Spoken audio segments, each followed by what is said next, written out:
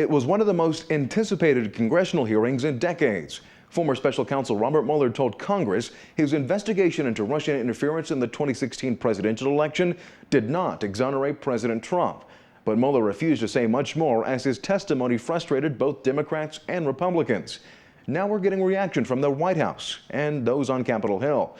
Omar Jimenez has the highlights from Washington.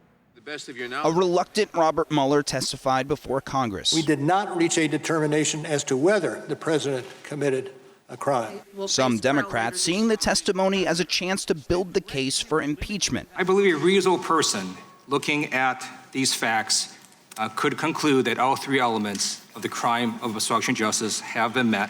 But Mueller says his investigation could not indict the president, in part because of Justice Department guidelines. The special counsel did assert his concern over election interference. It wasn't a single attempt. They're doing it as we sit here. And they expect to do it during the next campaign. This as Republicans push to close this chapter in American history. It's time for the curtain to close on the Russia hoax. The conspiracy theory is dead.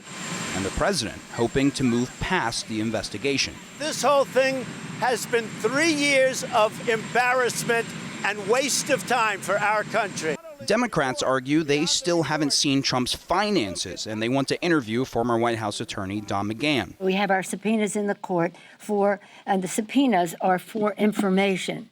And when we get that information, we can make a judgment. In Washington, Omar Jimenez reporting for Newsnet.